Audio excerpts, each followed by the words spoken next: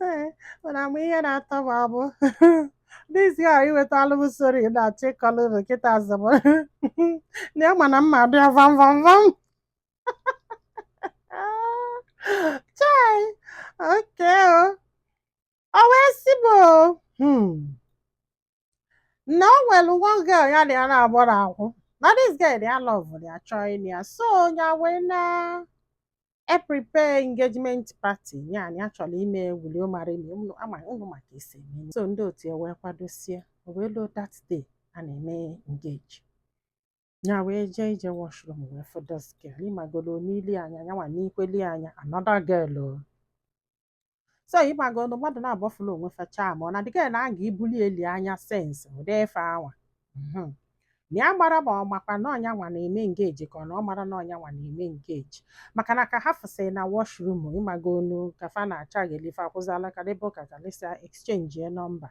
the girl nabazia si na ya nọsigo na mmadụ ikpe ha wee bịa so ọ nabazia before na-ewe bịa ka mee engage ịma na ka esi eme African time so after the engage na mfa na-aba bidokwe kalịbakwa kalịkata wee bido sebe ibongi o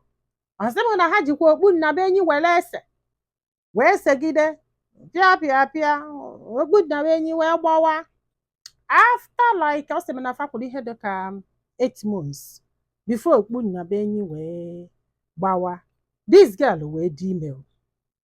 na nke ya gbanyere ọla aka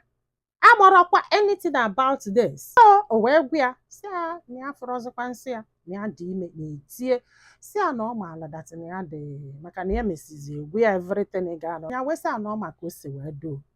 na ya afụgo nwaanyị anya ga-anọ na ndị befe amasịgola everything adụgo set na ọ fọzila ọsị na 5 months ka fa wed anya na nke ya gbere ọla aka before this girl wee gwa ya ihe a wee sị ya na ya chọrọ ya jee ka o wopie ya jee ka o wopie na ya chọrọ ya gwakwara ya gwa it's not like na ya gwara ya ya wee sị ya na ya chọrọ inye ya ezigbo ego ọ ga-ejije wopie ka ya compensate kwa onye si oke na anyị nyekwu ya ezigbo ego anyị nyekwu ya ezigbo ego ee na ọ bụrụkwa fọlt o sikwa nke ọ pụọ nke ọ na ya mara na ya dị engage wee na ịmagodi gị kwuba eziokwu anyhow ya gba nkịtị na ya chọrọ ka ya kwuo too much nke ga-eme belief ya wee send alụ this girl a na-agwa anyị ha ya nyere 1.5 ọjụ ya emezuo onye 2 ọjụ ọsịbụ ihe a segidele ha ọ na-emezi nke na ya ịmagolu ịblaki maka na ọ fụ na wedin ya na-abịa ya wee jekwurie wee basịara ya mbasị ya na ịnwa ife anwa again ife a ga-eme ga-ama ndọsị mma fa akwụgide kwụsị ịmagolu na ọya ọnụ ya mgbaghalụ sị ya na iwo na-ewu ya osikwa nke ọ pụọ nke ya wee si oke wee nyekwu ya another 200 ọ bụrụ 2.2 ka a nyelie total ọ kwụsịzi disturb ya ọ na-enyezi ya nsogbu na ọkwa picture bachelor's ihe nwa ka family wee tinye n'iru akwụkwọ this girl wee jee n'iru akwụkwọ wee dee wee sị anụ ọfịa na ọ tụbakwalia ime ya na-ebugheli afọ ime wee jee na-agbanye nwaanyị ọzọ ọla aka na-eji wed nwaanyị ọzọ na obere oge kịta wed ya nwaanyị ọzọ na ụmụ nwoke abụrụ mmadụ ihe a ka o de ozugbo o delie one girl pik enye si awat ịmago ndị mmadụ bi edobazia n'okpuru ihe si awat ma eziokwu na ọ tụbara ime ọ si yes na ọ tụbara ime nye egosi ya ji ewepụ mana odu nwaanyị ọzọ eje ije gba akwụkwọ ndị ma alụlụ nwunye na kọment sekshọn ka nkụ atagịbanụ nwunye o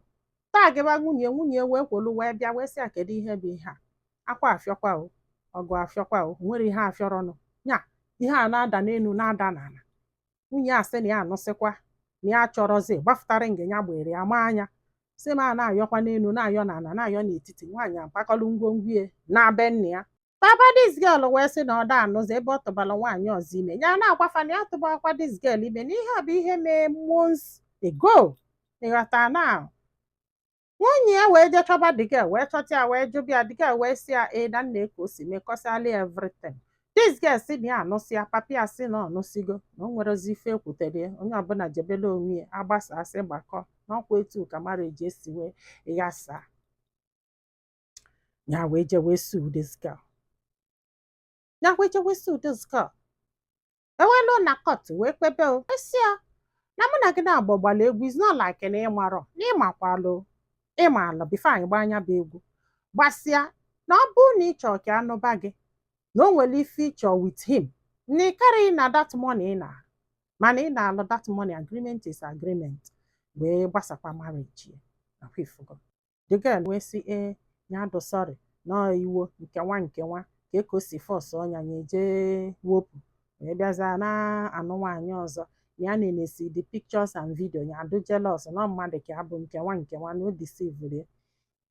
Dịkọt wee sị na o deceive ya wee sị ha na ọ ga-enye that 2 point ya nyere then ọkwụkwụ ya emotional and damages ọkọsụrụ ya na wedding ya. Wee gbakọba ego eji wee mee ihe agbakọsịa plus n'elu nke ya nyere ya nye ka unu ofe ego na asị na a ga-akwụ ya. This girl dana na yọbịa biko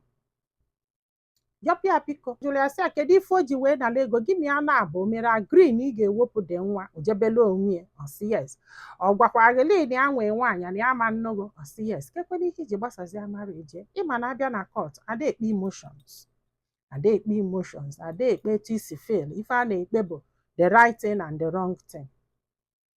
This girl wee daa n'ala na-ebe akwa n'ahịa ya na-enwekwa ego ka ebe a ga-esi wee nweta osikwa nke ọkpọ nke ya sị ya na ọ bụ na ọ kwụrụ anya ya gwalụ ndị kọt fanye taịm ọ ga-ejikwa ọ kwụghị ya ka akpụrụ ya kpọchie. Ọkwa ifugo etu ka marriage esi wee gbasaa. O wee na-ajụ wee na-asị marriage enunwa gbasaa kịta ọ nọrọ that girl gbasara ya ife ya mere ọdụ njọ na-egwu ụmụ nwoke na-agba ka agba. After all na nwoke mere engage adụbesha na ọ ga-anụ the person na mmadụ nwere ike mesie engage tomorrow hapụkwa onye afọ na onye ọzọ. na this girl just gbasara ya marriage for nothing n'eziokwu na ya kwesịrị ime ihe ya mee mana ọ nwoke ka abụ that girl ị chọrọ ịnụ andụrụ that desperate. Yes, because ọ bụrụ na ndị desperado nụwa they will still continue with that marriage. I'm sorry ịma na isi na mma adọgụ vam mana mma ndọgụ ka m nwere nwayọ ya na mana ihe anụnwa bụ gị nwa ji aka gị nnọọ sata ite wetasie ife ị ga-eji wee si nri were ite sinye n'ọkụ gbanye mmiri kwale ngwongwo ị ga-eji si nri kwanye n'ime esigide oghe ibutu onye ịghọta sọ gị nwasịrị ya bụ ite o wee yee. I don't blame the girl. Oh yes, I don't blame her. Ịma ihe bụ iwepụ nwa iche na ọ dị ebe a na-asị gị na emela abụọ iche na ọ dị ebe a ọ dụrụ ebe ahụ pass through some emotions and ịmagolo ọ bụrụ na onye ọcha ka ọ bụ fa na-ejesili ya therapy sef ọ bụrụ cup of tea hapụsịa na ndị be anyị na-eme enefele anya gafelu mana ọ bụrụ mmadụ niile yatagosa. I don't blame her. Yes, emotionally ịtọchọrọ ya ọ ife a na-eme unu elie egwusi elie ọgbọnọ elie nna bọsị ị na-agbanye nwaanyị ọla aka bọsị ị na-agbanye nwaanyị ya anọ sị ya will you marry me ka ị chụtalụ nwaanyị ọzọ serie ibọn gị na-eje. That girl dị lucky maka na o nwere ka isekete kwụsị a na-ayọ gị belie ebele melini ebele at least hapụrụ ya the whole money ya taa na after all ịkọsụkwuru some damages too. Ọ bụrụ na o jidesighị ike pụta kwuo na ịtụbakwala ime na nna ife menụ the lady ga-ahapụ gị and a ga-force gị n'obi ọbụgodu na ịnụrụ ịkwụbacha support ya taa na so na ịka nọ na win-win. Amara m ife ị ga-eji n'ala nwaanyị chọrọ ịnọ na enjoy ya nwaanyị chọrọ ka gị na ya na-abụ nọrọ na just anyway akpọrọ m ama ọ bụrụ na nkwa enwere ike ịghọta so aghọtara m ya nghọta ọ gba amagharị mana ụmụnne m tii na ọnụ n'okwu a bifo ndọba mmadụ vam ndị be anyị daalụnụ ka ọ dị n'ụbọchị ọzọ.